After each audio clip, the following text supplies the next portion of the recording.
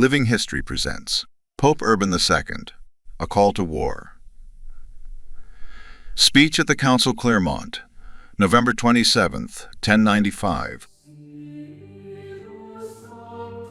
In the year 1095, the world was on the brink of monumental change. The city of Jerusalem, the spiritual heart of Christianity, was under Muslim control, and the Byzantine Empire was under siege by the Seljuk Turks. In response to this crisis, Pope Urban II called a council in the French city of Clermont, where he delivered one of the most influential speeches in history. With his words, he ignited a fervor that would unite thousands of Christians across Europe in a common cause to reclaim the Holy Land. Today, we take you back to that fateful day when a single speech set the stage for the First Crusade. Listen now as Pope Urban II speaks to the faithful, calling them to arms and forever changing the course of history.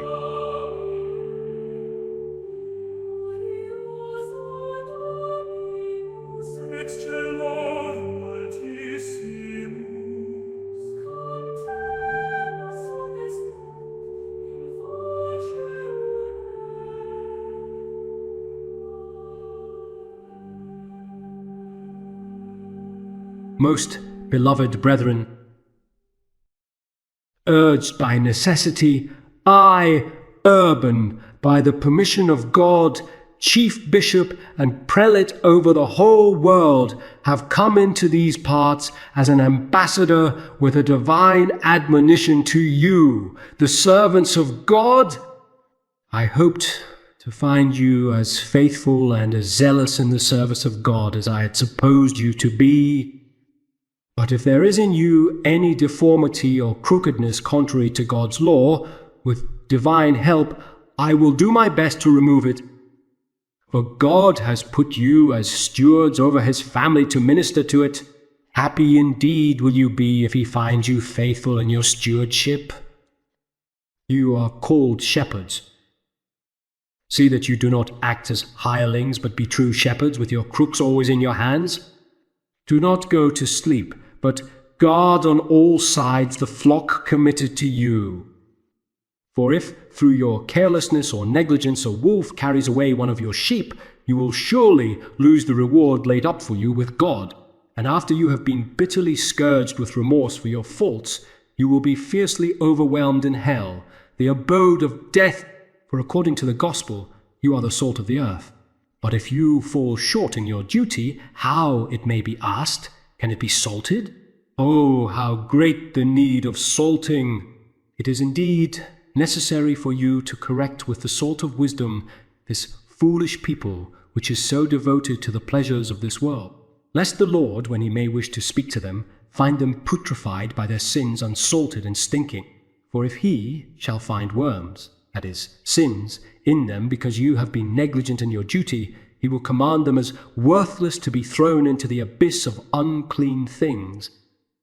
And because you cannot restore to him his great loss, he will surely condemn you and drive you from his loving presence.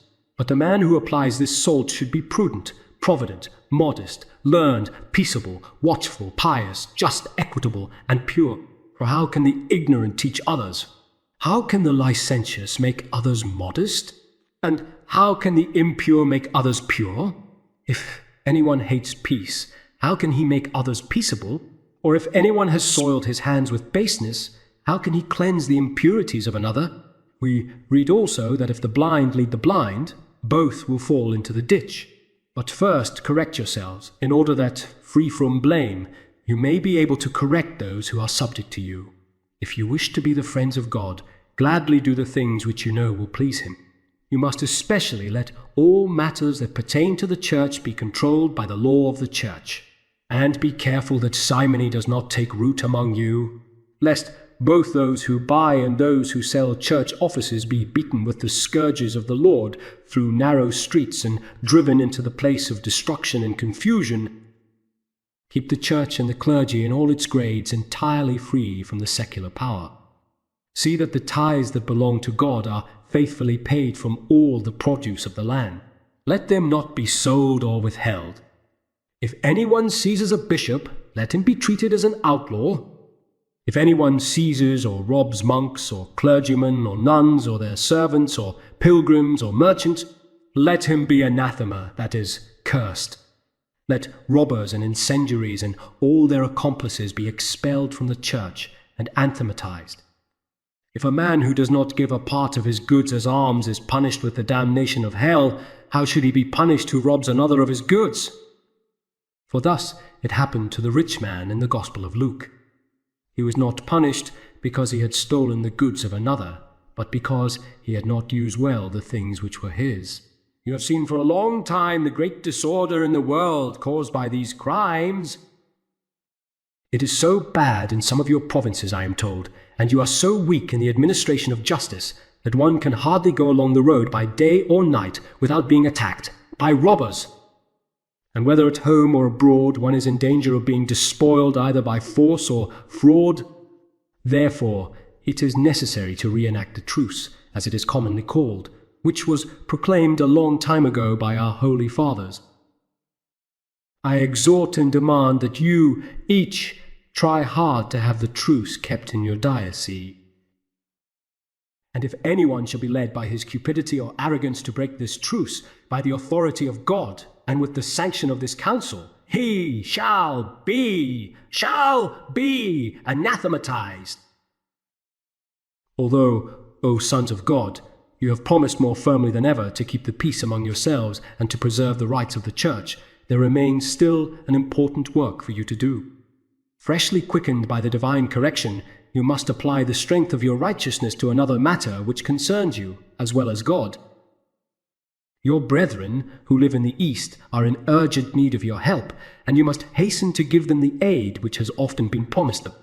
For, as the most of you have heard, the Turks and Arabs have attacked them and have conquered the territory of Romania, as far west as the shore of the Mediterranean and the Hellespont, which is called the Arm of St. George.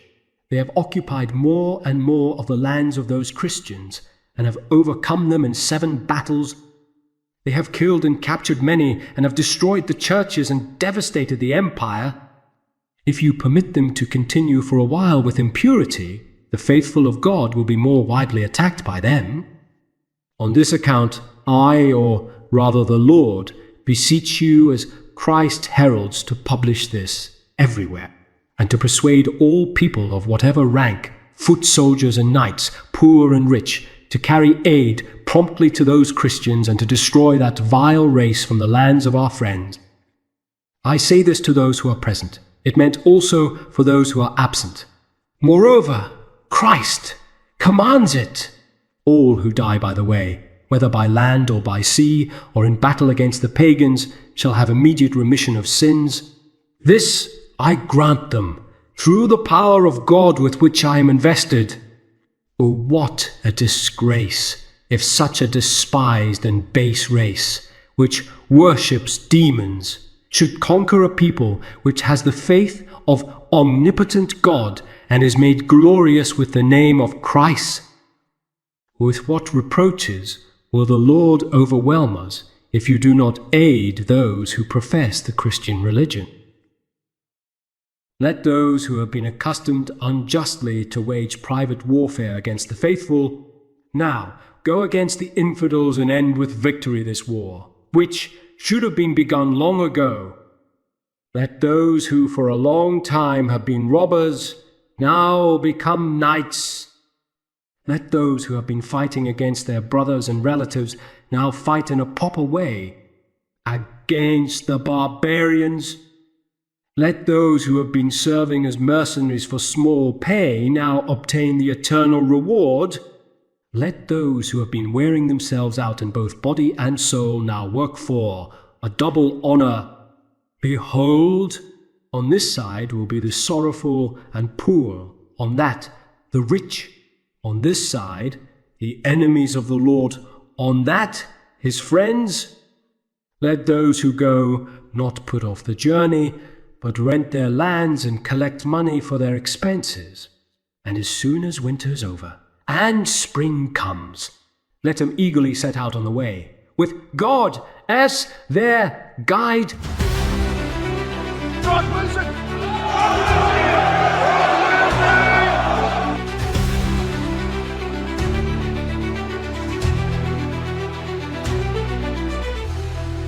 The First Crusade was both a triumph and a tragedy.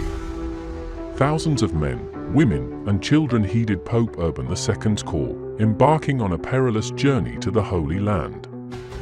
By 1099, the Crusaders had captured Jerusalem, but the victory came at a tremendous cost. Countless lives were lost on both sides, with estimates of tens of thousands of soldiers and civilians killed in battle and massacres. The crusade left a deep scar on Christian-Muslim relations and reshaped the political landscape of the Middle East for centuries to come. It sparked a series of further crusades and conflicts, sowing the seeds of mistrust and hostility that would endure long after the battles had ended. While the First Crusade succeeded in its immediate goal of reclaiming Jerusalem, its legacy is one of profound consequence, a reminder of the complex and often devastating effects of religious warfare. As history shows, the echoes of Pope Urban II's words continue to resonate through time, shaping the world we live in today.